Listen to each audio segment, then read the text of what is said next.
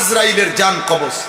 সাকরাতুল মউত মানে জান কবজ না, সাকরাতুল মউত আলাদা জিনিস, মৃত্যুর যন্ত্রণা আলাদা। এরপরে হলো আজরাইলের রুহু কবজ করা। এই রুহু কবজ করার সময় এখানেও আছে সূরা, আরেকটা সূরার মধ্যে সূরা কিয়ামা, কাল্লা ইজা বালাগাতিত তারাকি, এই সূরাতেও আছে। আল্লাহ তাআলা বলছেন, তো নবীজি ব্যাখ্যা দিছেন, মালাকুল মউত আজরাইল জান কবজের সময় আপনার নাফরমান পাপী আল্লাহর দুশমনের রুহুটা তার কলিজার ভেতর থেকে একটা টান দিয়া ধরে ছিঁড়ে ফেলবে। প্রথম এই ছিঁড়ে ফেললে তার রুহুটা আইসা এই কণ্ঠনালী হুলকুম, এই যে ফালাউলা ইজা বালাগাতিল হুলকুম, এই হুলকুম মানে কণ্ঠনালী, অর্থাৎ এখানে এই কণ্ঠনালীর এখানে আইসা আটকায় যাবে রুহুটা।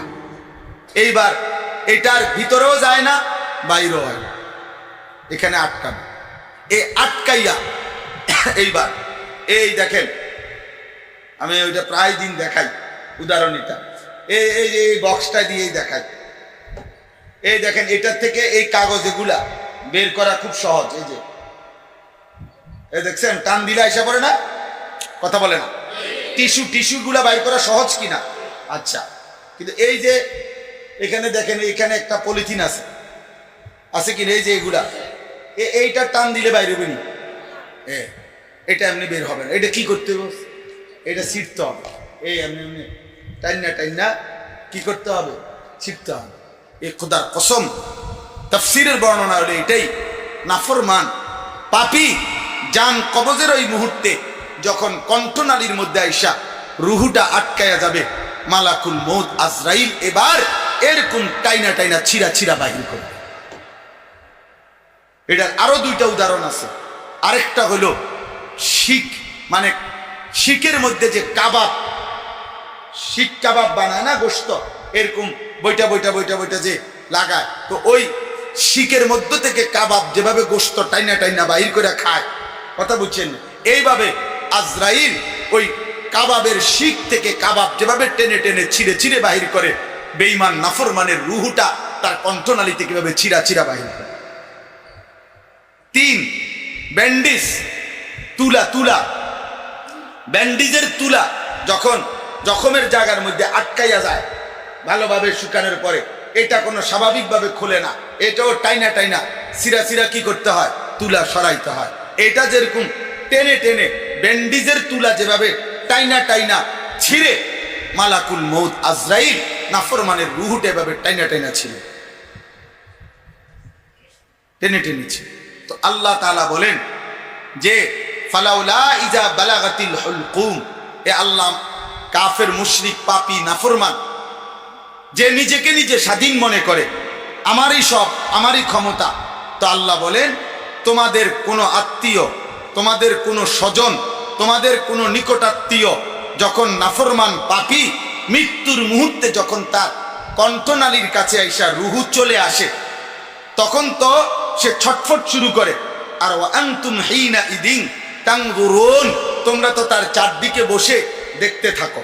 এই যে তোমরা দেখতেছো তারে, সে ছটফট করতেছে, তো আল্লাহ তাআলা বলেন তুমি তো বুঝছো যে সে এখন ছটফট করতেছে, তার জান কবজের সময় এখন মানুষ বোঝে, যেই কোনো বিবেকবান মানুষের রুহু কবজের সময় পূর্ব সময়টা কেউ যদি কাছে থেকে দেখে, সে বুঝে যে এই মুহূর্তে তার মৃত্যু যন্ত্রণা কি হয়ে গেছে, শুরু হয়ে গেছে, আজরাইল মনে হয় যেন চলে আসছে। তো এই যে ছটফট করে, আল্লাহ বলে তোমরা তো চারদিকে বসে আছো, এই বসা অবস্থায় ওয়া নাহনু আকরাবু ইলাইহি মিনকুম ওয়ালাকিন লা তুবসিরুন, আল্লাহ বলে যদিও তোমরা দেখতেছো না, কিন্তু আমি আল্লাহও কিন্তু এখানে আছি, কথা বলে না, আমিও আছি তোমাদের এই মৃত ব্যক্তিটার সামনে, তোমাদের এই মৃত নাফরমান তে তো জান কবজের কষ্ট পাইতেছে, রুহুটা ছটফট করতেছে, তো আমিও আছি, তোমরাও আসো, কথা বলেন। এই আল্লাহ যেন একটা চ্যালেঞ্জ করলো, আরে হ্যাঁ ঠিক আছে, এবার এখানে আমিও আছি অদৃশ্যে, তোমরাও কি আসো। ফালাউলা ইন কুনতুম গায়রা মাদিনিন, যদি তোমরা মনে করে থাকো কবরে যেতে হবে না, আখিরাতে ফিরতে হবে না, হাসরের ময়দানে দাঁড়াইতে হবে না, মিজান বলতে কিছু নাই, ফুলসিরাত হবে না, তো আল্লাহ বলেন নাফরমান তারজিউনাহা ইন কুনতুম সাদিকিন, তোমাদের দাবিতে তোমরা যদি সত্যবাদী হও তো তোমাদের এই ব্যক্তির রুহুটা তার আপন জায়গায় ফিরায় দেখ। আমি আসি, দেখ এখন তোর আব্বারে আবার রুহু কণ্ঠনালীর থেকে কলজাত দে, তোর বাপেরে ফিরাই দে, তোর চাচারে তোর ভাইরে এখন ফিরাই দে। বুঝেন না? তুমি না বলছো তোমার স্বাধীনতা, তুমি না বলছো তোমার শরীর, তুমি না তোমার মাতবরি করলা, একদিন না তুমি ফুডাঙ্গিরি মানলা, কথা বলে না তো এখন ফিরাই দে। তারজিউনাহা ইন কুনতুম সাদিকিন, আল্লাহ বলে নাফরমান যদি দাবিতে সত্যবাদী হও তাহলে তোমার এই আত্মীয় স্বজনের রুহুটা ফেরত দাও, তারে আবার দুনিয়ায় আগের হালাতে ফেরত দাও। সম্ভব? কথা বলে না সম্ভব? হাত্তা ইদা জাআ আহাদাহুমুল মাউতু ক্বালা রাব্বিরজিউন, কোরআনুল কারীমে আছে প্রত্যেক পাপী নাফরমান মৃত্যুর মুহূর্তে জান কবজের সময় বলে আল্লাহ রাব্বিরজিউন, একটা বারের জন্য দুনিয়ায় আমারে ফেরত দেন। কোরআন শরীফের আয়াত, লাআল্লি আমালু সালিহান ফীমা তারাকতু। কেন ফেরত চায়? নাফরমান বলবে আল্লাহ যদি একটা বার দুনিয়ায় ফেরত থাকতে পারি তাহলে যেই আমলগুলো ছুটে গেছে এবার আমি সবগুলো নেক আমল করব, আপনি আমার একটা সুযোগ দেন। আল্লাহ কোরআনে বলেন কাল্লা, কখনোই না, কখনোই না, না বান্দা। মালাকুল মউত আজরাইলকে সামনে এনে এই কায়নাতের মধ্যে আমি কাউকে ফেরত দেই নাই। আজরাইলকে সামনে আইনা মৃত্যুর যন্ত্রণার মুহূর্তে ফেরাউনকেও যদি সুযোগ দিতাম সেও ভালো হয়ে যাইত। আজরাইলকে দেখবার পরে যদি নমরুদকে সুযোগ দিতাম সেও ভালো হয়ে যাইত। আল্লাহর জন্যই বলা। নবী সাল্লাল্লাহু আলাইহি ওয়াসাল্লাম বলছেন ফাওয়াল্লাহি লা আন ইয়াহদিয়াল্লাহু বিকা রাজুলান ওয়াহিদান খায়রুন লাকা মিন হুমুরিন নাআম। নবী সাল্লাল্লাহু আলাইহি ওয়াসাল্লাম বলেন আল্লাহর কসম, নবীজি কসম করছে, আল্লাহর কসম তোমার দ্বারা একজন ব্যক্তি হেদায়েত পাওয়া, আল্লাহর পথ পাওয়া, আল্লাহর পথ খুঁজে পাওয়া, এটা গোটা আরবের সমস্ত দামি চিহ্নিত উট সবগুলো তোমাকে হাদিয়া দেওয়ার চাইতেও উত্তম। তাইলে এটা বড় বিষয়। এক মানুষ আল্লাহকে পেয়ে যাওয়া, আখিরাতের সন্ধান পাওয়া। কোনো এক নওজোয়ান, কোনো এক ইমানদার, কোনো এক বাবা চাচা নিজের জিন্দেগির পিছনের ভুল বুঝতে পারা, জীবনটা পাল্টায় ফেলা, আল্লাহর দিকে ফিরে আসা, এইটাই হচ্ছে জীবনের সবচেয়ে বড় পাওয়া।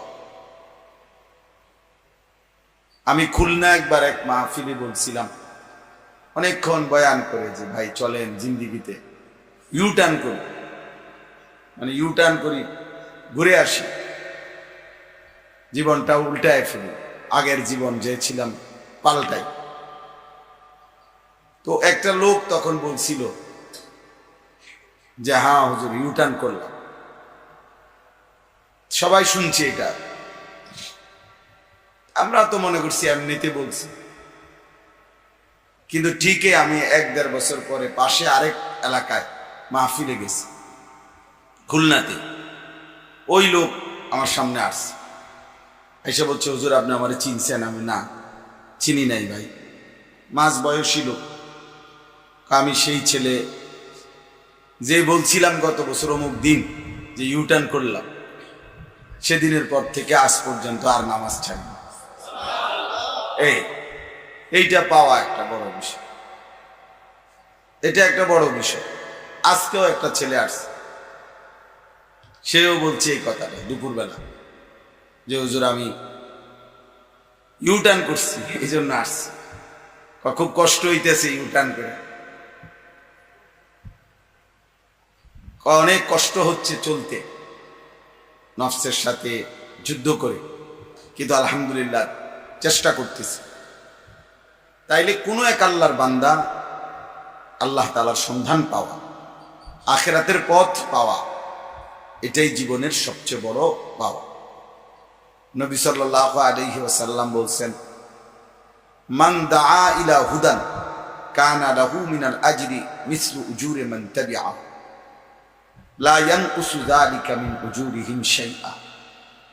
যে কাউকে হেদায়েতের দিকে ডাকলো, আল্লাহর দিকে ডাকলো, তো আল্লাহর নবী সাল্লাল্লাহু আলাইহি ওয়াসাল্লাম বলেন, যত লোক তার সেই ডাকে সাড়া দিল, তার সেই আহ্বান গ্রহণ করলো, তো নবী সাল্লাল্লাহু আলাইহি ওয়াসাল্লাম বলেন, সকলের নেকির সমপরিমাণ ওই আহ্বানকারীকেও আল্লাহ তাআলা প্রদান করবেন।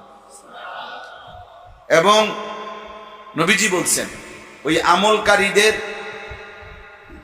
নেকি থেকে এক বিন্দুও কমানো হবে না, বরং আল্লাহ তাআলা তার নিজের কাছ থেকে ওই দাঈ, যিনি আমলকারী, আহ্বানকারী, তাকে আল্লাহ তাআলা নিজের ভান্ডার থেকে দেবেন। এই জন্য এটা বড় সান্ত্বনা।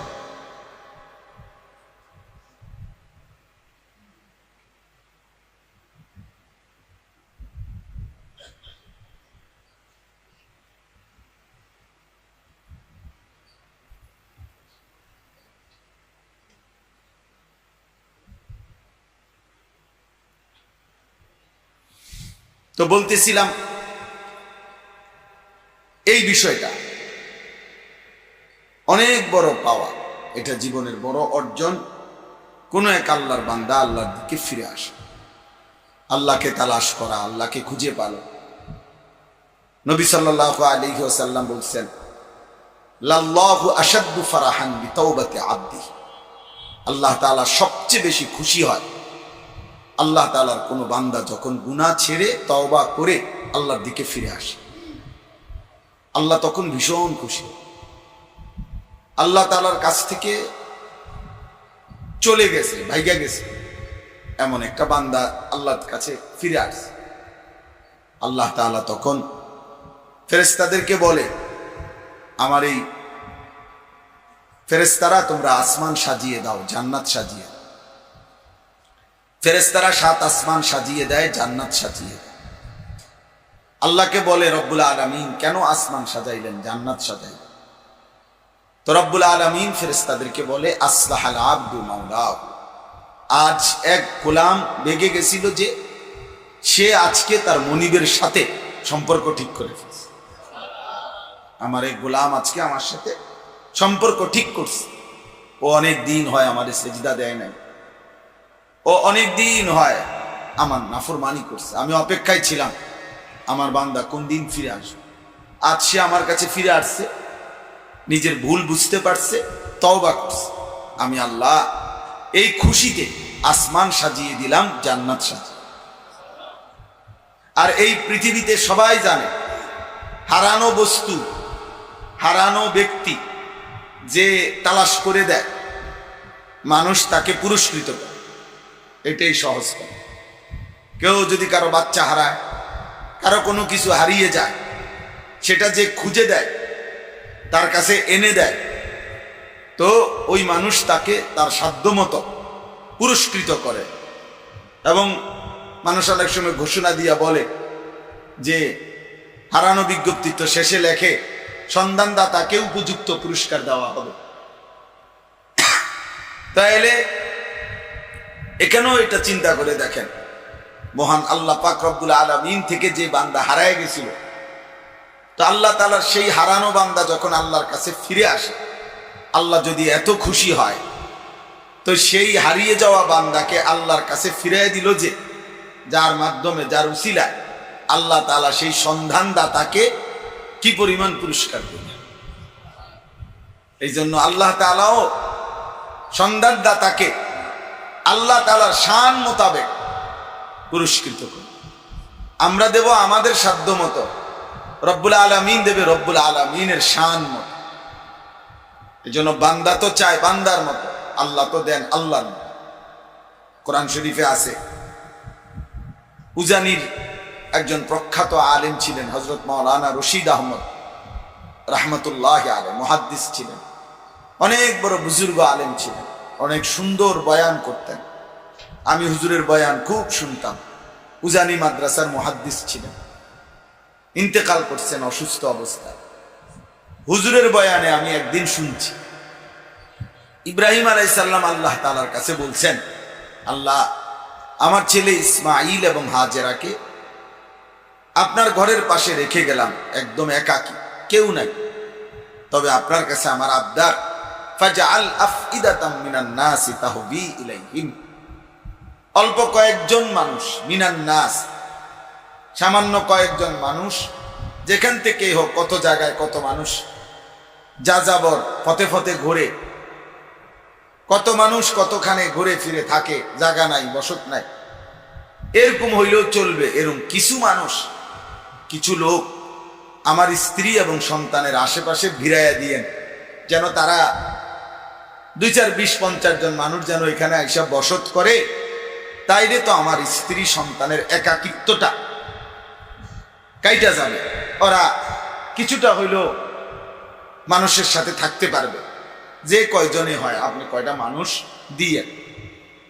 এই হুজুর বলছিলেন যে ইব্রাহিম তো বলছে আল্লাহ কিছু লোক আমার স্ত্রী সন্তানের আশেপাশে ভিড়াইয়া দিয়েন। তা আল্লাহ বলছে, ইব্রাহিম তুমি তো চাইছো তোমার মতো করে, আমি কি তোমার মতো করে দেব? আমি তো দেবো আমার মতো। আমি যাও বলে দিলাম, ইয়াতুকা রিজালান ওয়া আলা কুল্লি দামিরিন ইয়াতিনা মিন কুল্লি ফাজ্জিন আমিক। পৃথিবীর প্রতিটা গলি, প্রতিটা রাস্তা, পৃথিবীর প্রতিটা মহল্লা, প্রতিটা বস্তি, প্রতিটা অঞ্চল, প্রতিটা দেশ, যত দূরেই হোক, তোমার স্ত্রী সন্তানের এই আরামগাহ জায়গা, এই কাবা, এই মক্কা, এই মসজিদে হারামের পাশে সারা পৃথিবীর মানুষের দিল আমি এদিকে ঝুঁকায় দেব। আজকে কয়জন মানুষ কাবা যাইতে চায়? যদি মুসলমান হয় 200 কোটি, তো 200 কোটি মুমিনের দিলে এই তামান্না আছে আল্লাহর ঘরে যাইতে চায়, আল্লাহর ঘরে যেতে চায়।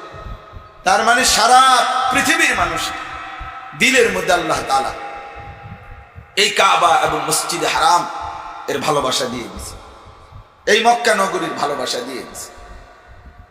এই জন্য বাপ, এইটা প্রথম কথা, আল্লাহর জন্য বলা, আল্লাহর জন্য বলা।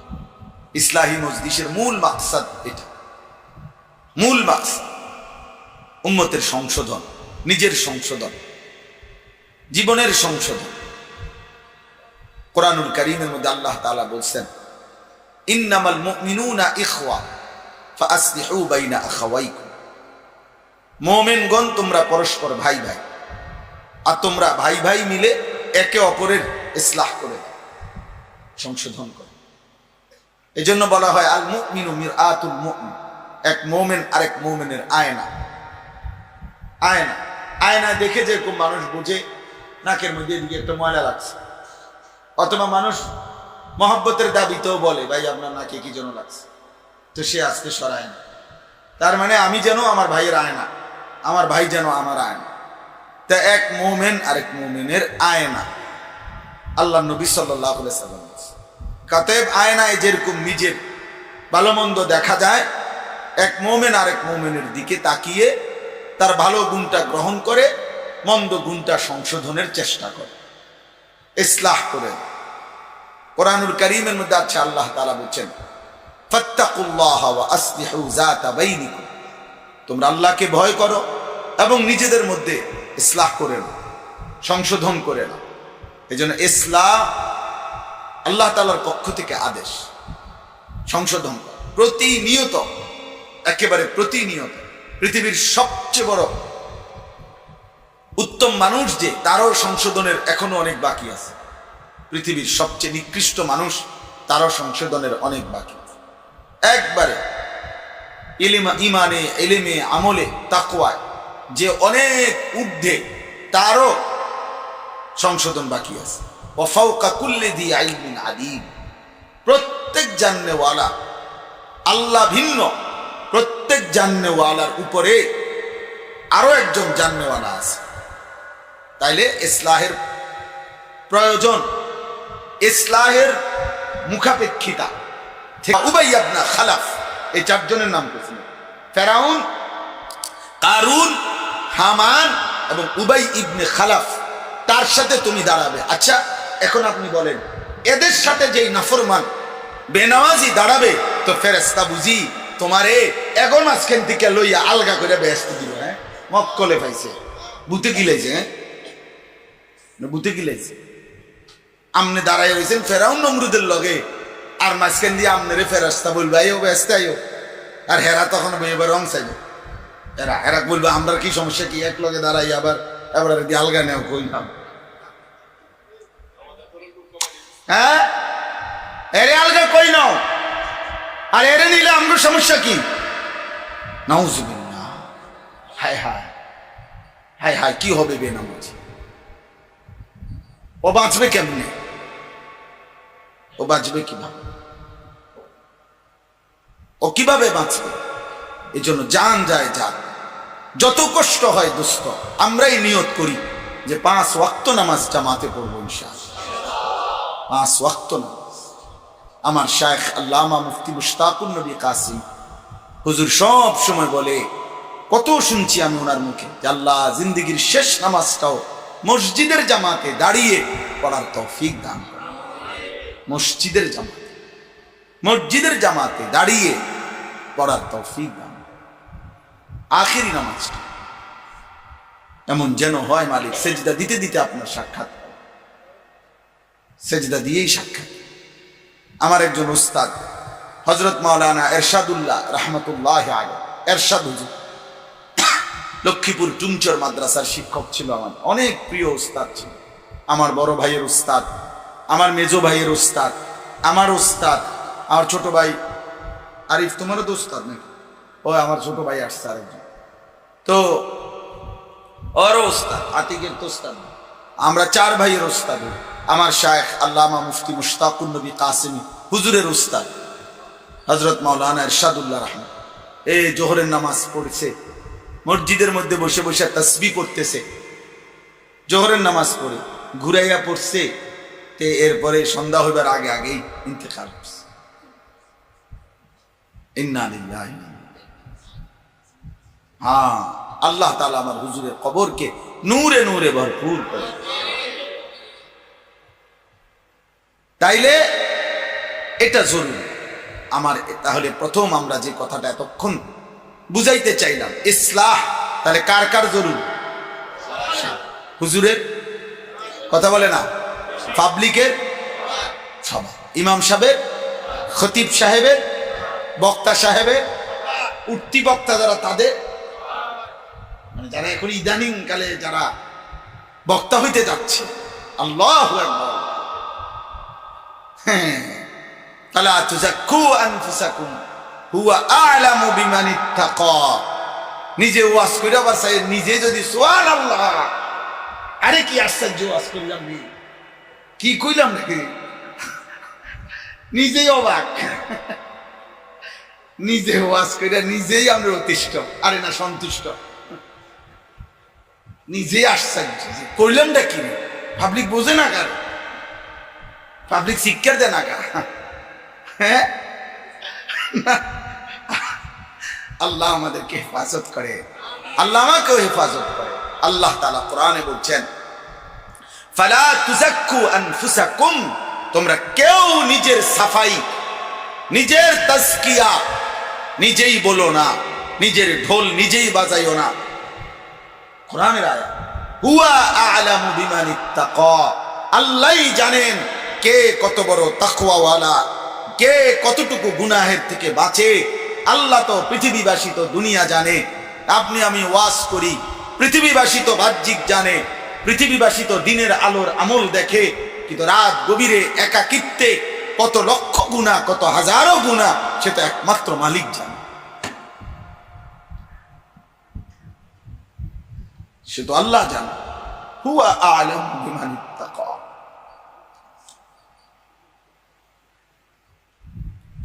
ওয়ালাউলা ফাদলুল্লাহি আলাইকুম ওয়া রাহমাতুহু মা যাকা মিনকুম মিন আহাদিন আবাদা। রব্বুল আলামিন বলে, আল্লাহর ফজল, আল্লাহর অনুগ্রহ, আল্লাহর রহমত, আল্লাহর দয়ার মায়া যদি কারো উপরে না হয়, আল্লাহ বলে কেউ নিজেই নিজেকে পবিত্র করতে পারবে না। কুরআনুল কারীমে আল্লাহ বলেন, ওয়ালাউলা ফাদলুল্লাহি আলাইকুম ওয়া রাহমাতুহু মা যাকা মিনকুম মিন আহাদিন আবাদা। বান্দা নিজেই নিজেকে পবিত্র করতে পারবা না, তোমার ভালো তুমি বললেই হবে না। ওয়ালাকিন্নাল্লাহা ইউযাক্কি মান ইয়াশা। আল্লাহ বলেন আমি আল্লাহ যাকে ইচ্ছে করি, আমি আল্লাহ তাআলা তার দিল, তার জবান, তার জিন্দেগি পবিত্র করে থাকি। কে করে? ওয়ালাকিন্নাল্লাহা ইউযাক্কি মান ইয়াশা। এজন্য আমি ভালো হয়ে চলবো হুজুর, না না না, ভালো হয়ে চলতে পারতাম না। আপনি কোনো ভালোর পিছনে থাকতাম, আপনি কোনো ভালোর পিছনে থাকতাম। তিন জিনিস মানুষের জীবন অনেক সুন্দর করে। এক নম্বর হলো বেশি বেশি মৃত্যুর স্মরণ, দুই নম্বর হলো কোরআনুল কারীমের তিলাওয়াত, তিন নম্বর হলো কোন আল্লাহওয়ালার সোহবত। আল্লাহওয়ালার সোহবত, তাদাক্কুরুল মাউত, তিলাওয়াতুল কোরআন, সুহবাতুস সালিহিন। মৃত্যুকে স্মরণ করা, কোরআনুল কারীম তেলাওয়াত করা, কোন আল্লাহওয়ালার সাহচর্য অবলম্বন, কোন আল্লাহওয়ালার সান্নিধ্য লাভ করা, এটা জরুরি, এটা জরুরি।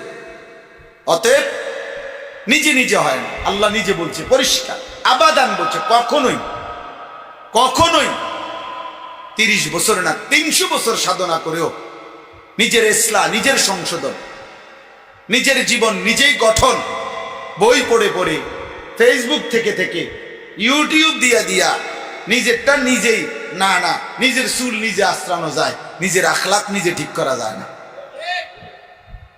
নিজের বুতাম পাঞ্জাবি নিজে লাগানো যায়, যে বুতাম লাগানি না। তো জিন্দেগি সুন্দর করা, ঈমান আমলের রং ধরানো, আখিরাতের রং ধরানো, এটা জরুরি, এটা জরুরি। এই জন্য কোরআনুল কারীমের 4 জায়গায় মোট 4 বার আল্লাহ কথা বলছে, আমি আমার নবীকে, আমার রাসূল সাল্লাল্লাহু আলাইহি সাল্লাম নবীকে কেন পাঠালাম, এই পৃথিবীতে কেন পাঠাইলাম। আল্লাহ তাআলা 4 বার এই কথাটা বলছে।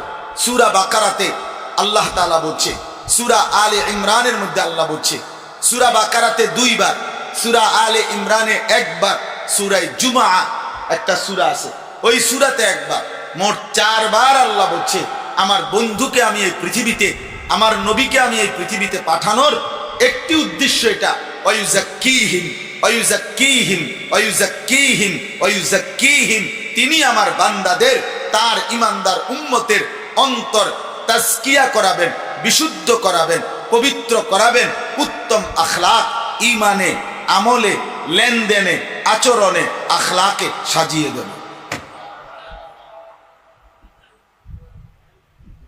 সাজিয়ে দেবেন। তাহলে বিষয়টা যদি সাহাবায়ে কেরামের বেলায়ও নিজে নিজে হয়ে যাইতো, তো নবীজির ব্যাপারে আল্লাহ এটা বলতেন না। তো তুমি কি, আমি কি? হ্যাঁ, ওয়ায়ুযাক্কিহিম, আল্লাহ 4 বার বলছে কথা। আমি আমার বন্ধুর মাধ্যমে আমার বন্ধুর সাহাবাদেরকে, তাদেরকে আখলাক, তাদের তাজকিয়া, তাদের ইসলাহ, তাদের সংশোধন করাবো, এজন্য পাঠিয়েছি। নবী সাল্লাল্লাহু আলাইহি ওয়াসাল্লাম এর জন্য সাহাবায়ে কেরামের বিন্দু বিন্দু খেয়াল করছে, বিন্দু বিন্দু সব কিছুর দিকে নজর রাখছে, সবকিছু ছোট বড় প্রত্যেকের আদব আখলাক চলাফেরার দিকে আল্লাহ নবী সাল্লাল্লাহু আলাইহি ওয়াসাল্লাম নজর রাখছে। হাদিসের মধ্যে আছে এক সাহাবী, ওনার গোলাম কৃতদাস, তো চাকর তাকে খুব ধমকাইতেছিল, ভীষণ ধম, অপরাধ ছিল সামান্য।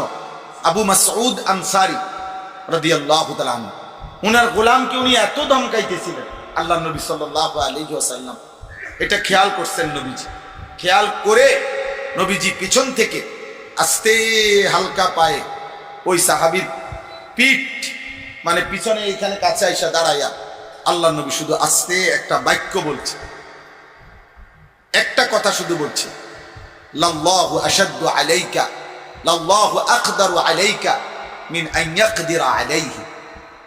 আল্লাহ তাআলা, তুমি তার উপরে যে ক্ষমতা রাখো, আল্লাহ তাআলা তোমার উপরে তার চাইতে বেশি ক্ষমতা রাখে। আচ্ছা, তুমি তার উপরে এই মুহূর্তে যে বল দেখাইতে আসো, যেই মাতবুরি দেখাইতেছ, একটু ছোট্ট অপরাধের কারণে তোমার জিন্দিগির সমস্ত অপরাধের ব্যাপারে আল্লাহ তাআলা তোমার উপরে এর চাইতে বেশি ক্ষমতা রাখে। তুমি ভাবো তো, তার এই ছোট্ট অপরাধে যদি তার সাথে তোমার আচরণ এমন হয়, তো তোমার জিন্দিগির হাজারো অপরাধে তোমার মালিকের আচরণ তোমার উপরে কেমন হয়।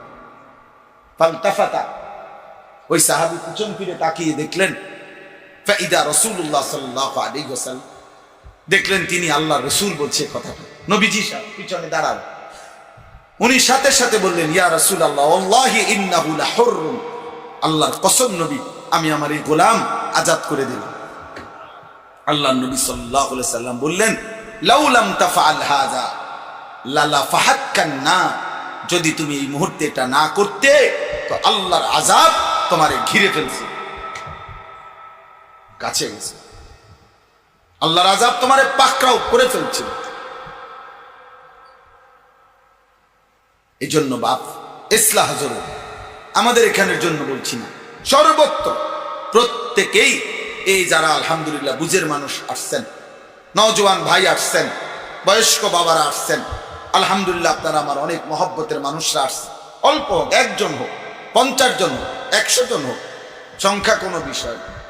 জিন্দেগি গঠন হওয়া, এই অনুভূতি জানা, একজন ইমাম, একজন আলেম, আমি আপনি এবং সাধারণ যারা আছেন, আমরা সবাই কোনো না কোনো আল্লাহ ওয়ালার সাথে মৃত্যু পর্যন্ত ওনার সব কথা কখনো ভাল লাগবে, কখনো ভাল লাগবে না।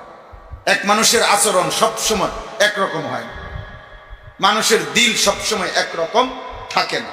প্রত্যেক মানুষের মধ্যে আল্লাহ তাআলার 2টা অবস্থা সর্বদা আল্লাহ বান্দার উপরে এলকা করে, কখনো কবজ, কখনো বাস্ট। এটা তরিকতের ভাষায় বলে, অর্থ হইল কখনো আল্লাহ তাআলা তার অন্তর সংকুচিত করে দেয়, মানে বিষণ্ণতা তখন থাকে, তখন ভাল লাগে না আর কি।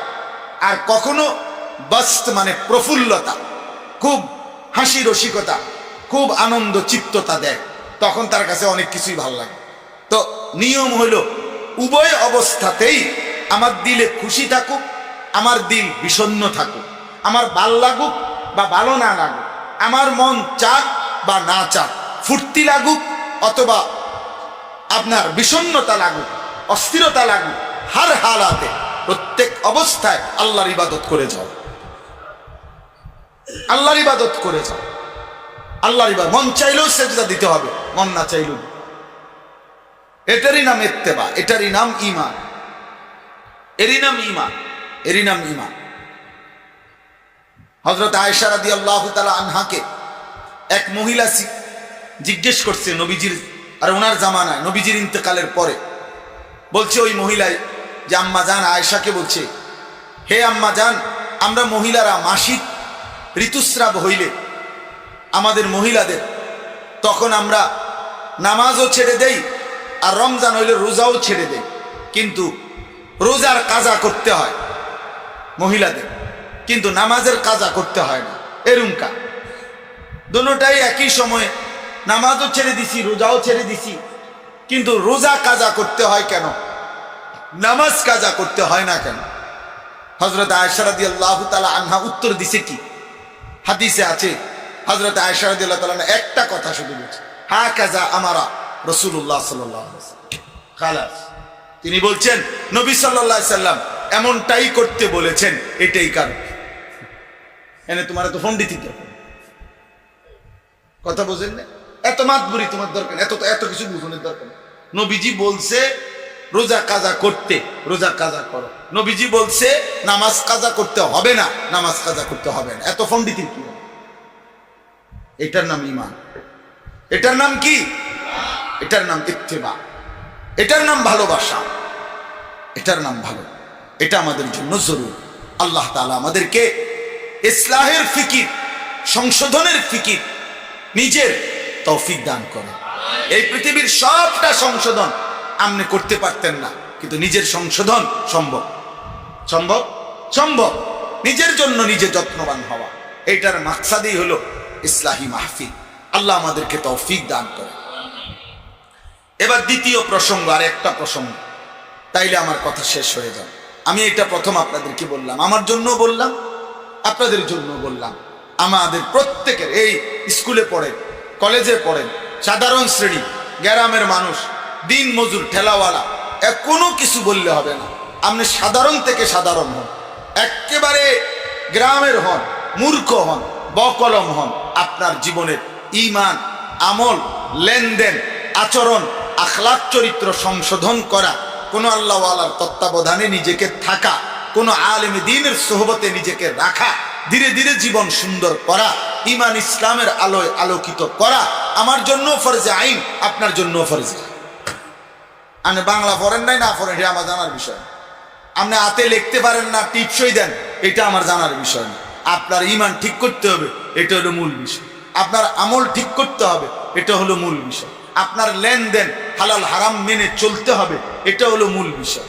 আপনার আচরণ দিন মোতাবেক করতে হবে, এটা হলো আপনার কাছে আমার আলোচ্য বিষয়। আপনার চরিত্র ঠিক রাখতে হবে, এটা আপনার জন্য জরুরি বিষয়। আপনি পাবলিক না হুজুর, এটা দেখার বিষয়, দেখার বিষয়। এই জন্য তো বুজুর্গানে দিন বলে যে শায়েখও হইলা, মুহাদ্দিসও হইলা, ফকিহও হইলা, জাহেদও হইলা, লেকিন ইনসান আসুবি, মানুষ তো হইলা না, মানুষ তো হইলা না, মানুষ তো হইলা না। মানুষ হও, ইনসান বানো, মানুষ হও। আল্লাহওয়ালাদের কাছে যাওয়ার মাকসাদ মানুষ হওয়া। কি হওয়া? আল্লাহ মানো, আল্লাহ মানো, মানুষ হওয়া, মানুষ হওয়া। কোন আল্লাহওয়ালার কাছে যাওয়ার মাকসাদ মানুষ হওয়া, মানুষ হওয়া, জীবন সুন্দর করা। আমাদের ঢালকানগর হজরত আরিফ বিল্লাহ কুতুবে আলম হজরত মাওলানা শাহ আব্দুল মতিন বিন হুসাইন দামাত বারাকাতুহুমুল আলিয়া হজরত আমাদের বাংলাদেশের, সারা পৃথিবী বিখ্যাত বর্তমান যুগের একজন বুজুর্গদের অন্যতম বুজুর্গ তিনি। এত বড় মানুষ তিনি যে তার মুরিদ বাংলাদেশের বড় বড় মুহাদ্দিস, শেখুল হাদিস, 30 বছর 20 বছর বুখারী শরীফের মতো হাদিস পড়ায় এমন মানুষরা, আলেমরা হজরতের হাতে মুরিদ বায়া। কিন্তু একেবারে যত বড় আলেমে হোক, উনি এমন এক মানুষ যার সামনে দাঁড়াইলে তার কলজার বৃত্তে শুদ্ধ কাঁপ, এবং উনি একটা গ্লাস ধরাও যদি ব্যতিক্রম হয়, একটা সুতা যদি ব্যতিক্রম হয়, তৎক্ষণাৎ ইসলাহ করে, সংশোধন, এখন ঠিক, এখন ঠিক। মৌলবী হওয়া কা মুহাদ্দিস হও, একেবারে আন্তর্জাতিক খ্যাতি সম্পন্ন হওয়ার, এলাকার খ্যাতি সম্পন্ন, এখন ঠিক। এখন আমার একদিন বলছি যে কানে দূরে কর, ঠিক বলছি, কানে দূরে একটা কথা বলতে কইছে, এটা এরপর বলছে এরকম মেন করে বলো কেন, জোরে বলো, জোরে জোরে বল। আমার জীবনে একবার 2008 সালে আমি ফজরের নামাজের সময় খানকার মসজিদে,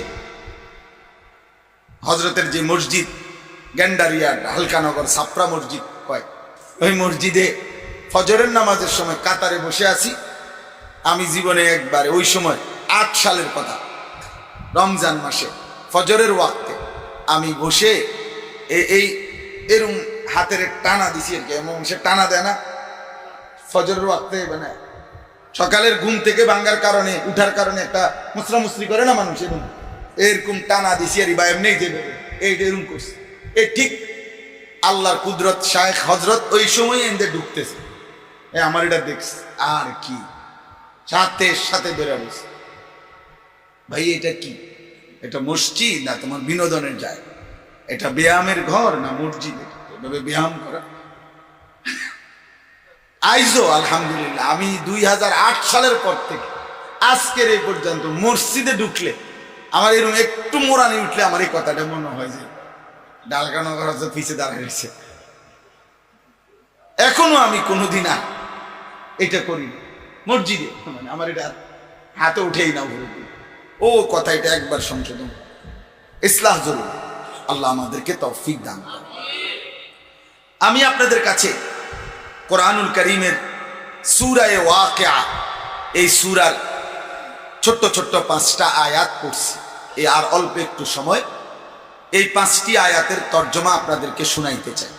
সূরা ওয়াকিয়া, আমাদের মাদ্রাসার ছাত্র আপনাদের সামনে সূরা ওয়াকিয়া পড়ছি আলহামদুলিল্লাহ। প্রতিদিন বছরের 12 মাস মাদ্রাসা যখন খোলা থাকে, প্রত্যেক 5 ওয়াক্ত নামাজের পরেই রাসূলুল্লাহ সাল্লাল্লাহু আলাইহি সাল্লামের মাসনুন যে তাসবিহগুলো আলহামদুলিল্লাহ আমাদের মাদ্রাসায় আজমতের সাথে, গুরুত্বের সাথে, আন্তরিকতার সাথে এগুলো আমল হয়।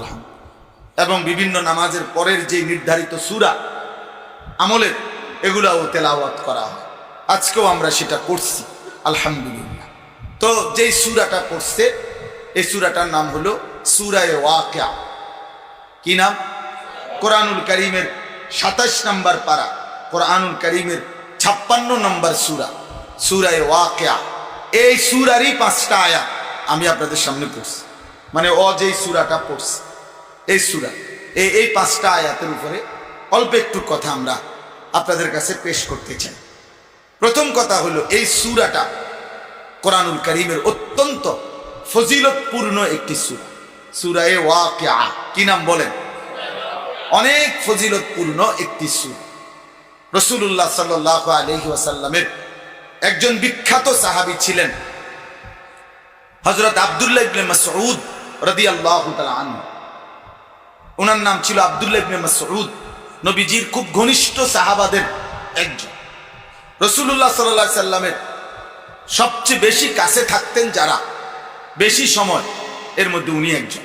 আব্দুল্লাহ ইবনে মাসউদ রাদিয়াল্লাহু তাআলা আনহু নবীজির জুতা, নবীজির লাঠি, নবীজির বালিশ, নবীজির মেসওয়াক, সফরের যত সামান, এগুলো যিনি সাথে রাখতেন তিনি আব্দুল্লাহ ইবনে মাসউদ। তাহলে বোঝা গেল এগুলো যিনি সাথে রাখে উনি তো 2-4 দিন পর পর আসে, ঠিক না? এটা নিয়মে যে এটা যিনি রাখে, বুঝাই গেল ঘনিষ্ঠ সহযোগী, সার্বক্ষণিক খাদেম, এই জন্যই সে এগুলো কি করে রাখে। তো এরকম একজন একান্ত ঘনিষ্ঠ সাহাবী ছিলেন হযরত আব্দুল্লাহ ইবনে মাসউদ রাদিয়াল্লাহু তাআলা আনহু। তিনি নবীজি সাল্লাল্লাহু আলাইহি ওয়াসাল্লামের ইন্তেকালের পরে ওসমান রাদিয়াল্লাহু তাআলা আনহুর খেলাফত আমলে উনি ইন্তেকাল করছেন। লম্বা হায়াত ছিল। হযরত আবু বকর সিদ্দিকের আমল জীবিত ছিলেন। হযরত ওমরে ফারুকের 10.5 বছরের খেলাফত আমলে তিনি জীবিত ছিলেন। হযরত উসমান রাদিয়াল্লাহু তাআলা আনহুর খেলাফত আমলে উনি ইন্তেকাল করছেন। ওনার ইন্তেকালের পূর্ব মুহূর্তে উনি প্রচন্ড অসুস্থ ছিলেন, বিছানায় শয্যাশায়ী ছিলেন, অসুস্থ অবস্থায়। এই সময় ইসলামের 3য় খলিফা হযরত ওসমান রাদিয়াল্লাহু তাআলা আনহু একদিন ওনাকে দেখতে আসেন। এই সূরার সাথে একটা বিষয় বোঝানোর জন্য এটা বলতেছি। তো দেখতে আসার পরে হযরত ওসমান রাদিয়াল্লাহু তাআলা আনহুকে, হযরত ওসমান রাদিয়াল্লাহু তাআলা আনহু ওনাকে, আব্দুল্লাহ ইবনে মাসউদকে, শুয়ে আছে অসুস্থ, বিছানায় শয্যাশায়ী, তো ওনাকে পাশে বসে জিজ্ঞাসা করলেন, মা তাশতাকি, হযরত আপনার রোগটা আসলে কি? কি রোগ? মানুষের জিজ্ঞাসা না, আপনার রোগটা কি? তো হযরত আব্দুল্লাহ ইবনে মাসউদ বললেন, জুনুবি, আমার রোগ হচ্ছে আমার পুরো জিন্দেগীর গুনাহগুলো। কি জবাব দেখেন এক সাহাবী কি বলে, আমার রোগ আমার গুনাহ, আমার গুনাহ। 2 নম্বরে হযরত ওসমান রাদিয়াল্লাহু তাআলা আনহু বললেন, মা তাশতাহি, আপনি এখন চান কি? হযরত আব্দুল্লাহ ইবনে মাসউদ বললেন, রাহমাতু রাব্বি, আমার রবের রহমত চাই। আমার রোগ আমার গুনাহগুলা, আর আমার চাওয়া আমার রবের রহমত। আমার মালিক যেন আমারে মাফ করে, মালিক যেন আমারে মাফ। হযরত ওসমান রাদিয়াল্লাহু তাআলা আনহু বললেন, হাল আদউ লাকা তাবিবান, আমি কি আপনার জন্য একজন ডাক্তার ডাকবো? আরো ভালো ডাক্তার আনবো কি? হযরত আব্দুল্লাহ ইবনে মাসউদ বললেন, আত-তাবিবু আমরাদানি, আর এই ডাক্তার সাহেবই তো আমারে অসুস্থ বানাইছে। আমাদের রোগাক্রান্ত বানাইছেই তো ডাক্তার সাহেব, বুঝেন নাই? কে সে? একই কথা, আমার কাছে কিতাব আছে, ওয়াজাআত সাকরাতুল মাউত বিল হক, একটা কিতাব আছে আরবি, ওই কিতাবের মধ্যে আছে হযরত আবু বকর সিদ্দিক রাদিয়াল্লাহু তাআলা আনহু, নবীজির এই জলিলুল কদর সাহাবী, কলিজার টুকরা সাহাবী আবু বকর সিদ্দিকও ইন্তেকালের পূর্ব মুহূর্তে অসুস্থ ছিলেন। নেককারগণ ইন্তেকালের পূর্বের অসুস্থতা, এটা তার শেষ গুনাহগুলো ধুয়ে মুছে সাফ করা। এজন্য কোন আল্লাহওয়ালা, কোন নেককার মানুষ যদি মৃত্যুর পূর্বে লম্বা সময় বিছানায় অসুস্থ থাকে, এটার দ্বারা মন্দ ধারণা করার কোনো সুরত নাই, বরং আল্লাহ তাআলা তার গুনাহের শেষ ফোঁটাও ধুয়ে মুছে যেন সাফ করে তার পবিত্র করেই কবরে নিয়ে যাচ্ছে। তো এই জন্য বললাম, হযরত আবু বকর সিদ্দিক রাদিয়াল্লাহু তাআলা আনহু ইন্তেকালের পূর্বে অসুস্থ ছিল। তো সাহাবায়ে কেরাম একদিন ওনার চারদিকে বসে অসুস্থ অবস্থায় ওই কিতাবে আরবিতে লিখছে, সাহাবারা সবাই বলছে, হাল নাদউ লাকা তাবিবান, আমরা কি আপনার জন্য ডাক্তার ডাকবো? হে খলিফা আমিরুল মুমিনিন আবু বকর, একজন ডাক্তার আনবো কি? হ্যাঁ। আবু বকর সিদ্দিক রাদিয়াল্লাহু তাআলা আনহু বললেন, আত-তাবিবু কাদ রাআনি, ডাক্তার সাহেব তো আমারে দেখছে। হ্যাঁ, আত-তাবিবু কাদ রাআনি, ডাক্তার তো আমারে দেখছে, তোমরা করেন না। ক্বালু ফামা ক্বালা, তো সাহাবারা বললেন, আচ্ছা তো ডাক্তার কি বলল? মানে সে কয় না যে ডাক্তার কি বলল, তো সাহাবারা বললেন, ডাক্তার সাহেব কি বললেন? হযরত আবু বকর সিদ্দিক বললেন, ইন্নাহু ইয়াকুলু ইন্নী ফাআলুল লিমা উরিদ, তিনি বলছেন যে আবু বকর, আমি যা ইচ্ছা করি তাই করতে পারি। সে কে? তিনি আল্লাহ। হ্যাঁ, তিনি ইন্নী ফাআলুল লিমা উরিদ, আমি যখন যেমন চাই, আমি সুস্থ রাখলো আমার ইচ্ছা, অসুস্থতা দিল আমার ইচ্ছা, ভালো রাখলো আমার ইচ্ছা, মন্দ রাখলো আমার ইচ্ছা, আমি তো আমি। ইন্নানি আনাল্লাহ, আল্লাহ নিজে বলছে কোরআন। কি শব্দ এটা! আল্লাহ মুসা নবীকে বলছে। মুসা নবী প্রথম তুর পাহাড়ে মনে মনে এটা জিজ্ঞাসা করছে, আপনি কি? আমরা ডাক দিলেন, তুমি চিনছো না আমি কেডা? আল্লাহ বলছে, ইন্নানি আনাল্লাহ, আমি আল্লাহ। কেমন মনে হয়েছে? কেমন মনে হয়েছে? লা ইলাহা ইল্লা আনা, আমি ছাড়া আর কোনো ইলাহ নাই। মুসা নবী বললেন, তাহলে আমার করণীয় কি? আল্লাহ বলছে, ফাবুদিনী, আমারই গোলামি করো, আমারই বন্দী। তো আবু বকর সিদ্দিক এর কথা, সমস্ত আউলিয়া সাহাবা, আল্লাহর প্রিয় বান্দাগণ মৃত্যুর পূর্বে বারবার আখিরাতকে স্মরণ করছেন, আল্লাহকে স্মরণ করছেন। হাদিসের মধ্যে আছে, হযরতে ওমর রাদিয়াল্লাহু তাআলা আনহুর ইন্তেকালের পূর্ব মুহূর্তে হযরত আব্দুল্লাহ ইবনে আব্বাস রাদিয়াল্লাহু তাআলা আনহুমা, নবীজির বিখ্যাত সাহাবী, উনি ওনারে দেখতে আসছে ওমরকে। উনি তখন আহত। হযরত ওমরকে ফজরের নামাজের ওয়াক্তে ছুরি মারছে এক কাফের ছদ্মবেশে। এই ছুরির আঘাতে ওনার শরীর তখন একদম রক্তাক্ত, উনি শেষ অবস্থায়। হযরত আব্দুল্লাহ ইবনে আব্বাস তখন আয়েশা বলতেছে, আমিরুল মুমিনিন ওমর, আপনি মোটেও ঘাবড়াবেন না। আপনি কি জানেন আপনি সেই ওমর যেই ওমর অর্ধ পৃথিবীর বাদশাহী করেছেন? আপনি সেই ওমর যার আমলে ইসলামের পতাকা পৃথিবীর প্রান্তে প্রান্তে ছড়িয়ে গেছে। আপনি সেই ওমর যেই ওমরের শাসনে পৃথিবীর সমস্ত কাফের মুশরিক বেঈমান থরথর করে আপনার নাম শুনলে কাঁপত। আপনি সেই ওমর, আপনি সেই ওমর, শয়তান পর্যন্ত যাকে ভয় পায়। আপনি টেনশন করেন কেন? আপনি চোখের পানি ফেলেন কেন? আপনি কাঁদতেছেন কেন? হযরত ওমর রাদিয়াল্লাহু তাআলা বলছেন আব্দুল্লাহ ইবনে আব্বাসকে, আল্লাহর কসম, তুমি তোমার আল্লাহর কাছে, আমার আল্লাহর কাছে শুধু তুমি এতটুকু বলে দাও যে আল্লাহ যেন কমপক্ষে আমার ব্যাপারে বলে যে ওমর লা আজরা ওয়ালা ভিজরা, যা ওমর তোর নেকি আর গুনাহ বরাবর, নেকিও বেশতি নাই, গুনাহও বেশতি নাই, এই অবস্থায় মাফ করে দিলাম, তাইলেও সারবে আমার। লা আজরা ওয়ালা বিজরা, না আর মানে আর নেকিও নাই আর গুনাহও নাই, কাটাকাটি করে সমান, দূরলেও চলবে। আখিরাতকে কি ভাবতেন? আখিরাতকে কি ভাবতেন? আমরা তো 2-4 দিন একটু তসবিহ পড়ে এরপরে তো আমরা একটা ভালো লোক দেখি না, লোকই তো নাই, বেহেশতে যাবেন না, লোকই তো নাই, সাধু মানে বসে বসে কয়। ওমরের মতো সাহাবী কি বলছে? লা আজরা ওয়ালা বিজরা, নেকিও লাগবে না, গুনাহও লাগবে না, তোমরা যদি বরাবর করে দেয় তাহলেও চলবে, তাইলেও চলবে। আল্লাহ আমাদেরকে মৃত্যুর স্মরণ দান করে। মৃত্যুর স্মরণ বড় ভয়ানক, বড় ভয়ানক, বড় বেশি একটা কার্যকর মাধ্যম জীবন পরিবর্তন। সাকরাতুল মউত কোন মানুষ যদি বুঝে, আল্লাহ তাআলা কোরআনুল কারীমের মধ্যে বলছে, ওয়াজাআত সাকরাতুল মাউত বিল হক।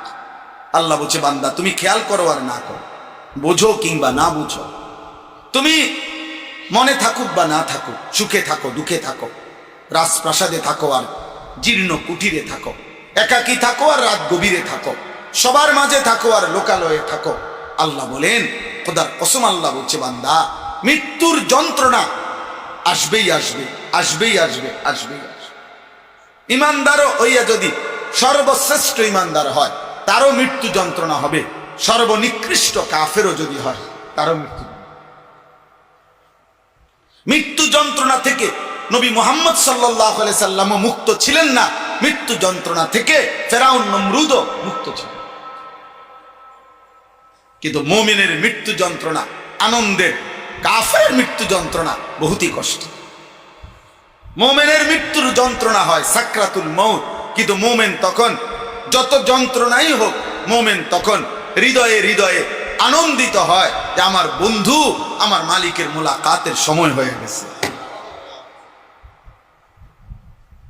ওয়াজাআত সাকরাতুল মাউত বিল হক যালিকা মা কুনতা মিনহু তাহিদ।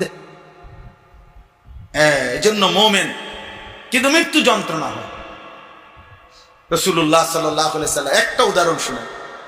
নবীজি সাল্লাল্লাহু আলাইহি সাল্লামের একজন বিখ্যাত সাহাবী হযরত আমর ইবনুল আস রাদিয়াল্লাহু তাআলা আনহু, মিশর বিজেতা সাহাবী, সাহাবাদের মধ্যে বহুতই উঁচা সাহাবীদের একজন আমর ইবনুল আস রাদিয়াল্লাহু তাআলা, উনিও সাহাবী ছিলেন। ওনার ছেলে আব্দুল্লাহ ইবনে আমর ইবনুল আস, উনিও সাহাবী ছিলেন, বাপফুত দুইজনই নবীর সাহাবী ছিলেন। আমর ইবনে আস মিশর বিজেতা সাহাবাদের মধ্যে, যার হাতের চিঠি ওমর রাদিয়াল্লাহু তাআলা পাঠাইছিলেন, আর উনি চিঠিটা ফেলছিলেন নীল নদে, ওই যে এখানে পানি বন্ধ হয়ে ছিল, এরপরে পানি চালু হয়ে গেছে, এই সাহাবী আমর ইবনে আস, মিশর বিজেতা সাহাবী, সাহাবায়ে কেরামের মধ্যে বিখ্যাতদের একজন আমর ইবনে আস। এই সাহাবীর মৃত্যুর পূর্ব মুহূর্তে সাকরাতুল মউত, মৃত্যুর যন্ত্রণা যখন শুরু হয়েছে, তো উনার ছেলে আব্দুল্লাহ, উনার সন্তান, তিনি বললেন, আব্বা আপনি কি আমার একটু শুনাইবেন, এই মুহূর্তে আপনার মৃত্যুর যন্ত্রণা কেমন লাগতেছে? আমার ওই কিতাবে আছে। কি বলছে শুনেন, বলবো?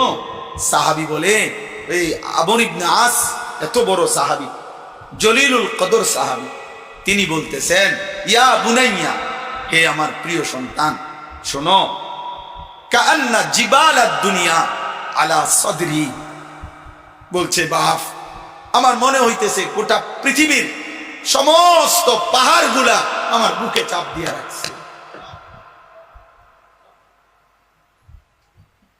এক সাহাবী বলতেছে,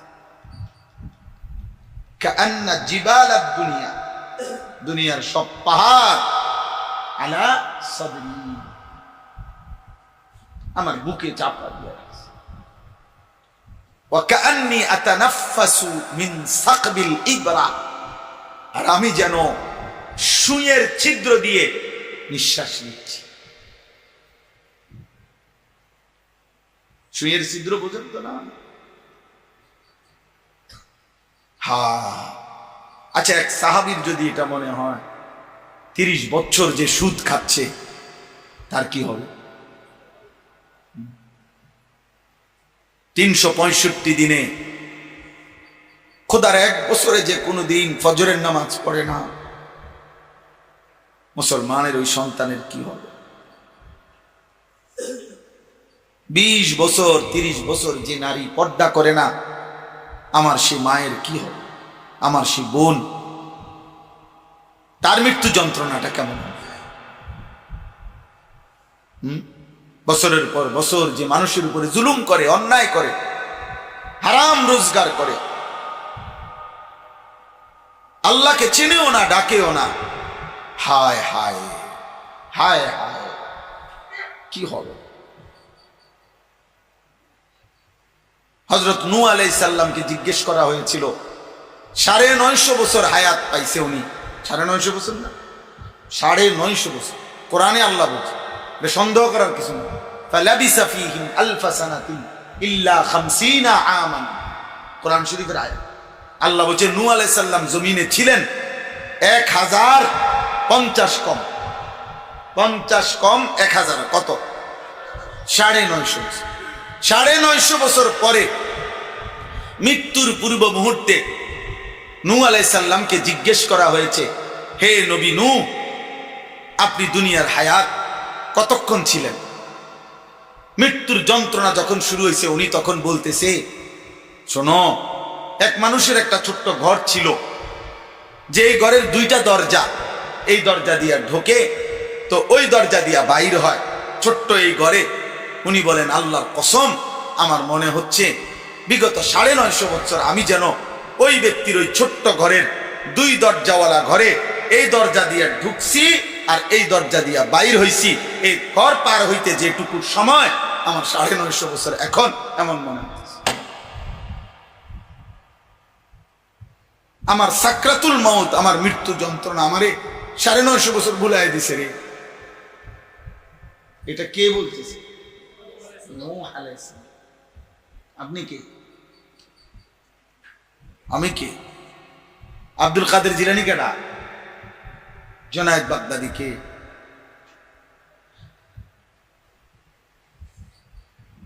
এজন্য বাপ চলেন ভাবতে থাকি, আপনি ভালো হন, আমি ভালো হন। ধরে নেন কেউ বদলাইল না, আমি বদলাই। ধরে নেন কেউ ফিরলো না, আমি ফিরি। ধরে নেন কেউ নামাজ পড়লো না, আমি পড়ি। এইখানে যে কয়জন যুবক আছো, তোমরা বলো ভাই, তোমরাই নামাজ পড়ো, তোমরাই ফজরের নামাজ পড়ো ভাইয়া। ফজরের নামাজ বহুত মহব্বতের নামাজ।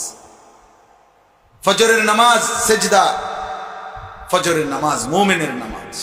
কেউ মুক্তি নেই, পীরও না, মুরিদও না, ইমাম সাহেবও না, মুসল্লিও।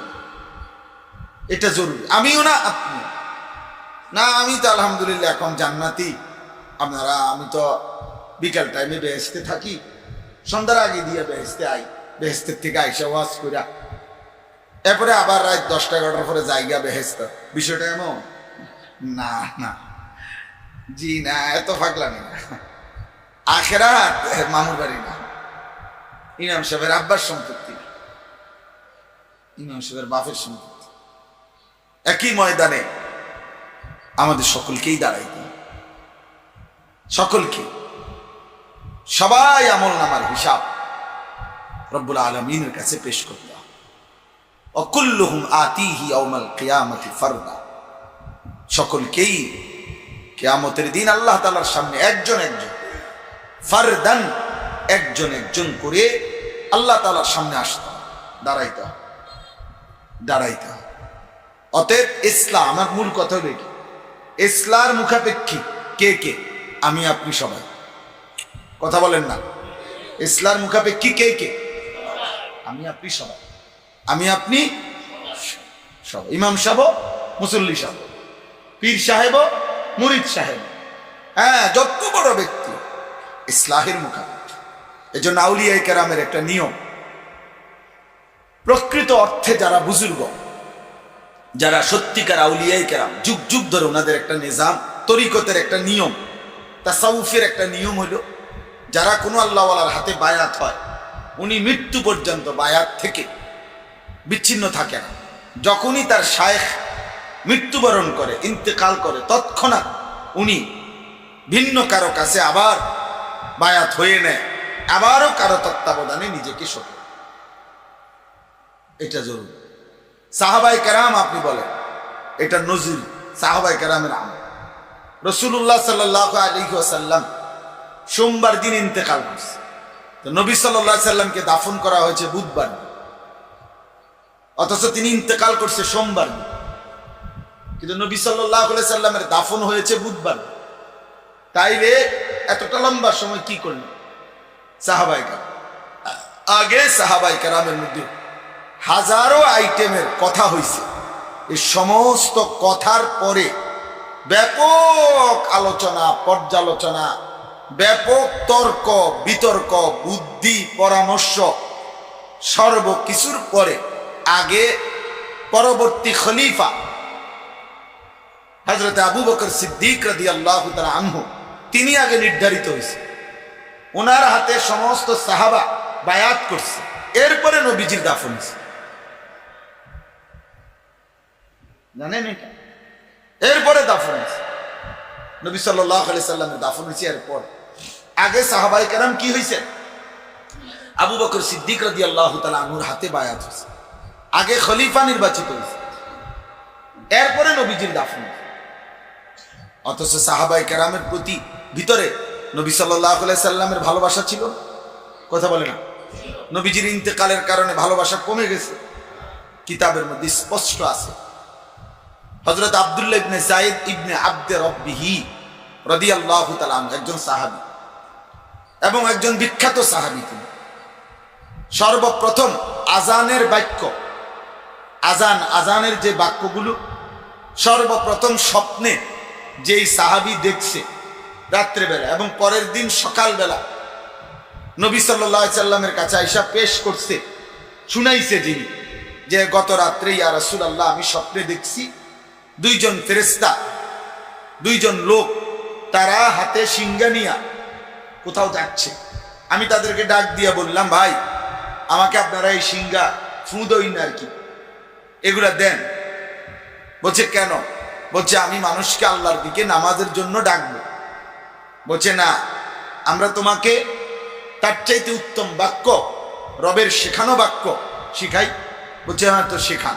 তো স্বপ্নে ফেরেশতারা ওনারে এই আজানের বাক্য এগুলো শিখাইছে, উনি মুখস্থ করছে, পরের দিন নবী সাল্লাল্লাহু আলাইহি সাল্লামের কাছে এগুলো শুনাইছেন। শুনাইবার পরে নবীজি সাহাবাদের সামনে বলছে সাদাকা, হ্যাঁ সে সঠিক বলছে, এটাই আল্লাহ তাআলার পক্ষ থেকে নির্ধারিত মানুষকে আজান ডাকার বাক্য। এরপরে নবীজি বলছে বেলাল তুমি দাঁড়াও, তোমার আওয়াজ বড়, তুমি তার থেকে এগুলা শেখো, এরপরে তুমি আজান দাও। তো এখন এই যে সাহাবী, এই যিনি দেখলেন স্বপ্নে বাক্যগুলো শিখলেন, দেখলেন, নবীজির কাছে বললেন, উনার নামই হলো এই সাহাবী, এই আব্দুল্লাহ ইবনে যায়েদ ইবনে আব্দে রব্বিহি, এই যার নাম বললেন উনি। তো এই সাহাবী নবী সাল্লাল্লাহু আলাইহি ওয়াসাল্লামের ইন্তেকালের মুহূর্তে উনি তখন উনার খেজুর বা আঙ্গুরের বাগানে কাজ করতেছিলেন। বুখারীর শরা আমরা নসরুল বারী ওই কিতাবে পড়ছি, আরো অন্যান্য কিতাবেও আছে। তিনি তখন বাগানে কাজ করতেছিলেন, হঠাৎ করে মদিনার অলিতে গলিতে এই আওয়াজ উঠছে যে মুহাম্মদ আরবি সাল্লাল্লাহু আলাইহি ওয়াসাল্লাম ইন্তেকাল করেছে। তো তিনিও শুনছে কথাই, ও বাগানে থাকে। তৎক্ষণাৎ উনি বাগানে কাজটা বন্ধ করে দুই হাত তুলছে আসমানের দিকে, আল্লাহ তাআলার কাছে, আর বলছে রব্বুল আলামিন এই বাগান থেকে এই মুহূর্তে বের হয়ে আমি আর আমার নবী সাল্লাল্লাহু আলাইহি সাল্লামকে যেহেতু জীবিত এই দুই চোখে আর দেখব না, তাহলে এই দুই চোখ দিয়ে এরপরে আমি আর পৃথিবীতে কিছু দেখতে চাই। হ্যাঁ হ্যাঁ, এটা কি সব কিতাবে আছে, প্রসিদ্ধ কথা। বলছে ইয়া রব্বুল আলামিন এই বাগান থেকে বের হয়ে আমি যেহেতু আর কোনোদিন আমার নবী সাল্লাল্লাহু আলাইহি সাল্লামের কথা আমার এই কানে আর শুনবো না, তাহলে আমি আর এই কানে কোনোদিন আর শুনতে চাই না। আপনি আমার কানের শ্রবণ শক্তি তুলে নেন, আমার চোখের দৃষ্টি শক্তিও তুলে নেন। আল্লাহ তাআলা তৎক্ষণাৎ সেই দোয়া কবুল করতেন এবং এই সাহাবী মৃত্যু পর্যন্ত আর চোখেও দেখে নাই, কানেও শোনে। কি মনে হয় এরাও আশিক রাসূল, আর দুইটা দুইটা জিলাপিও আশিক রাসূল? হ্যাঁ, কি মনে হয় আবু বকর ভাই? এরাও আশিক রাসূল, আর বিরিয়ানির প্যাকেটও আশিক রাসূল, এক প্লেট খিচুড়িও আশিক রাসূল। আল্লাহ আমাদেরকে হেফাজত করেন, আল্লাহ আমাদেরকে নবী সাল্লাল্লাহু আলাইহি ওয়াসাল্লামের ভালোবাসা দান। তা এই জন্য বললাম নিজের সংশোধন, আমার মূল বক্তব্য ছিল এটা, ইসলাহ জরুরি। উনি শাইখুল মাশায়েখ, শাইখুল আরবি ওয়াল আজম, উনি আন্তর্জাতিক খ্যাতি সম্পন্ন মুফাসসির কোরআন, বিশিষ্ট ইসলামী চিন্তাবিদ, এবং এখান থেকে ক্যান্টনমেন্ট থেকে ঢাকা পর্যন্ত 3টি ব্রিজ, উনি তিনটাই হোক, মনে করেন উনি দাউদকান্দি ব্রিজ, উনি মেঘনা ব্রিজ, উনি কাশপুর ব্রিজ, উনি যত টাইটেলের অধিকারী হোক না কেন, উনি মনে করেন পদ্মা সেতু হোক, উনি যমুনা সেতু হোক, যত বড় পদের অধিকারী হোক না কেন, ওনার ইসলাহ হল। ইসলাহ কি? আমারও আপনার সকলের, আমাদের সকলের ইসলাহ হল, ইসলাহ। এই জন্য ইসলাহি মাহফিল, ইসলাহি মজলিস, ইসলাহি ফিকির, এটার থেকে কেউ মুক্ত না। এই ছোট্ট কথাটা আমরা যদি বুঝি, আমাদের জীবন সুন্দর হবে। আপনি আমি প্রত্যেকে, আমি সব সময় বলি, মনে রাখতে হবে 2-4টা ভালো কাজ, এটার দ্বারা এলাকায় জনসেবক হওয়া যায়। 2-4টা ভালো কাজ করলেন, কিছু মানুষকে দান সৎকা করলেন, কিছু এতিম গরিবকে কিছু ত্রাণ দিলেন, কিছু 2-4টা রাস্তাঘাটের মধ্যে মাটি ফালাইয়া লেবার দিয়ে আইনা মাটি সোজা করে দিলেন, মাশাআল্লাহ, জনদরদি, সমাজ সেবক, গরিবের বন্ধু, কথা বুঝেন। এরপরে সুযোগ মতো গম সুর, তারপর চাল সুর, 3 সুর, কথা বুঝছেন। এই সমস্ত এগুলো হওয়া যায় তাৎক্ষণিক, কিন্তু ঈমান আমলের রঙে, আখিরাতের রঙে নিজেকে সাজিয়ে তোলা, এটা 4টিখানি কাজ। এটা এই 2-4টা ভালো কাজের নাম। পুরা ইসলাম, পুরা দ্বীন গ্রহণ করা, পুরা ইসলাম গ্রহণ করা, এটা জরুরি, এটা জরুরি ভাই, এটা জরুরি। পুরা দিন, আমিও আপনিও, আমরা সবাই পুরা দিন গ্রহণ করি। এই জন্য ইসলাহ হবে ঈমানের, ইসলাহ হবে আমলের, ইসলাহ হবে মুআমালাত লেনদেনের, ইসলাহ হবে মুআশারাত আচরণের, ইসলাহ হবে আখলাক চরিত্রের। সংশোধন হবে কয় জিনিসে? 5 জিনিসে। কয় জিনিসে? সবসময় প্রতিদিন আপনার হিসাব মিলাইতে হবে, আমার ঈমানের হালাত, আমার আমলের হালাত, আমার লেনদেনের হালাত, সমাজের সকল মানুষের প্রত্যেকের স্তর অনুপাতে কার সাথে আমার আচরণ কি। উনি আমার বাবা, ওনার সাথে আমার আচরণ কি? এ আমার মা, ওনার সাথে আমার আচরণ কি? ও আমার স্ত্রী, তার সাথে আমার আচরণ কি? ওরা আমার আপন ভাই, এদের সাথে আমার আচরণ কি? ও আমার স্বাস্থ্য ভাই, জ্যাঠতো ভাই, মামতো ভাই, ফুফাতো ভাই, ওদের সাথে আমার আচরণ কি? উনি আমার প্রতিবেশী, ওনার সাথে আমার আচরণ কি? উনি আমার একসাথে, আমরা এখান থেকে অটো করে ক্যান্টনমেন্ট পর্যন্ত যাবো, 10 টাকার ভাড়া, 10 মিনিটের সঙ্গী, ওনার সাথে আমার আচরণটা কি? ইসলাম এটাও শিখাইছে। ও সাহিবে বিল জাম, ক্ষণিকের সঙ্গী, 2 মিনিটের সঙ্গী, 5 মিনিটের সঙ্গী। আমি কাস্টমার, উনি দোকানদার। অর্থাৎ আমি শুধু বললাম ভাই একটা চিপস দেন, কত? 15 টাকা। ধরেন ভাই 20 টাকার নোট, 5 টাকার ভাঙতি দেন, কথা বুঝছেন? এই যে চিপস নিলাম, 20 টাকার নোট দিলাম, উনি 5 টাকা ফেরত দিল, এই 2 মিনিটের মুআমালা হয়তো এই 2 মিনিটের জন্য আমার আখলাক কি হবে, খোদার কসম ইসলাম সেটাও শিখাইছে। ইসলাম তাও বলে দিচ্ছে অসাহিবে বিল জামা। ইসলাম পূর্ণাঙ্গ মানে কি, 1 মিনিটের আচরণও কি হবে ইসলাম তাও বলে দিচ্ছে। নবী সাল্লাল্লাহু আলাইহি ওয়াসাল্লাম তাও ঠিক করে দিচ্ছে, উম্মত নিঃশ্বাসটা কেমনে ফেলবে, লা ইয়াতানাফাতু ফিল ইনা। নবীজি সাল্লাল্লাহু আলাইহি সাল্লাম তিনি পাত্রে নিঃশ্বাস ফেলতেন, মানে পানির গ্লাসে মগে নিঃশ্বাস ফেলতেন। এই যে এটা ঠিক করে দিচ্ছে, 3 নিঃশ্বাসে মানে 3 ঢোকে পানি পান করতেন, পানি পান করতেন। তো এটা ঠিক করে দিচ্ছে, নিঃশ্বাস ঠিক করে দিচ্ছে, কয়টা নিঃশ্বাস ফেলাইবে এটা ঠিক করে দিচ্ছে।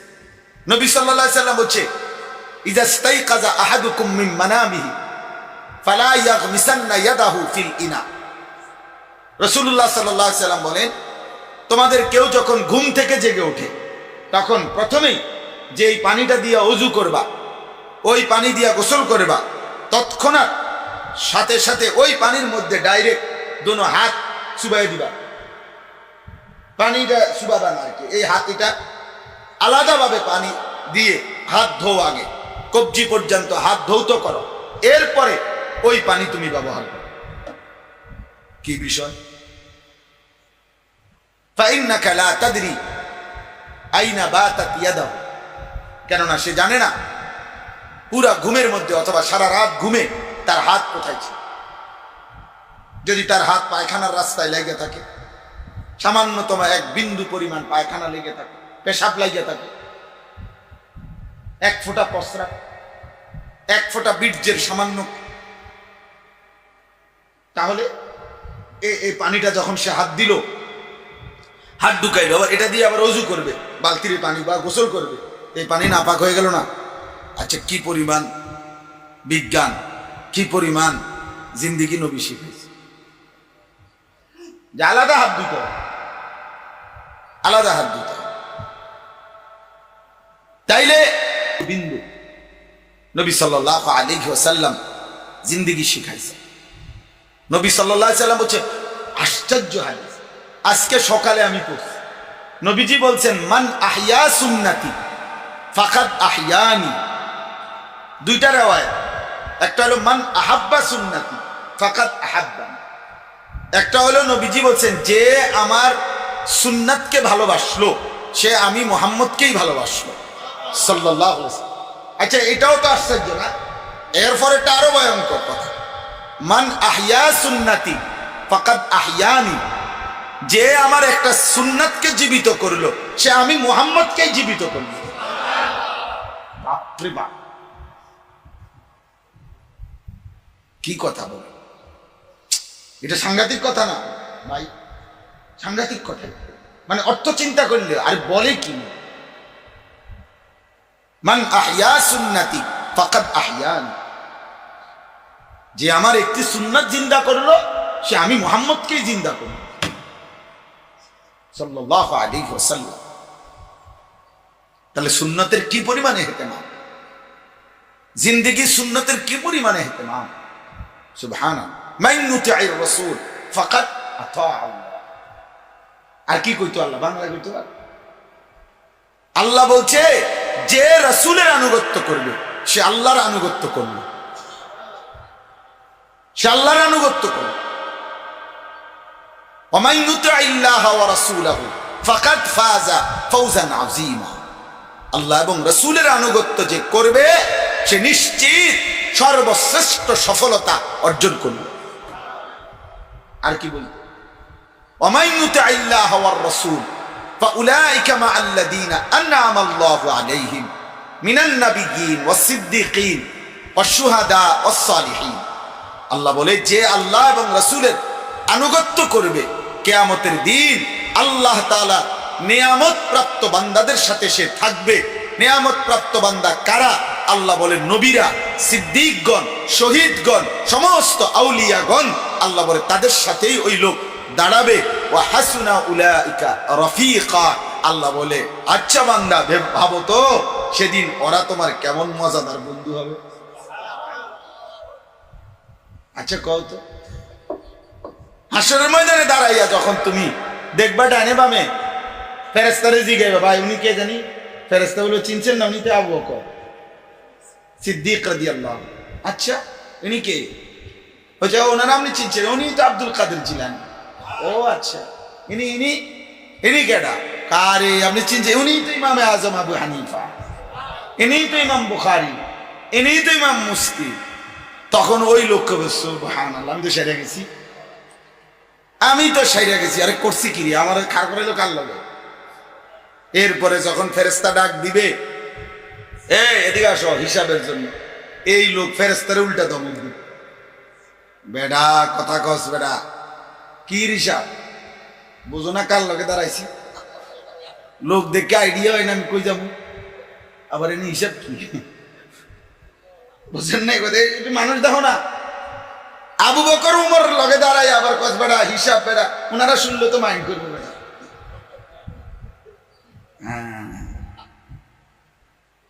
তো তখন সেই লোক বলবে ফেরেশতা হিসাব টিসাব বাদ দাও, বেশ তো কোন দিকে হেঁটে না করবে। আল্লাহ বলবে ফেরেশতা বুঝদা না, হেরে চিন্তা নাই বেজাল্লা, হুদা তুমি আর এত বিচার আচারের দরকার নেই, দাও তারা জান্নাত দিয়ে দাও, তারে জান্নাত দিয়ে দাও। সুবহানাল্লাহ সুবহানাল্লাহ, আল্লাহ তৌফিক দেন। তাইলে এটা জরুরি।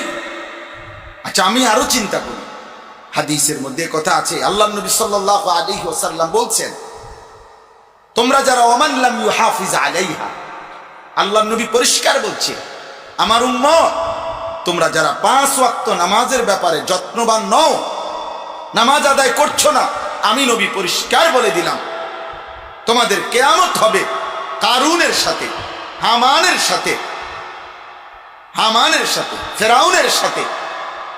উবাই ইবনে খালাফ মক্কার কাফেরদের বড় সর্দার ছিল, নবীজির সবচেয়ে বেশি বিরোধিতাকারী উবাই ইবনে খালাফ, মা কারুন, মা ফিরাউন, মা হামান, এমন নিকৃষ্ট কাফেরদের সাথে দাঁড়াবে।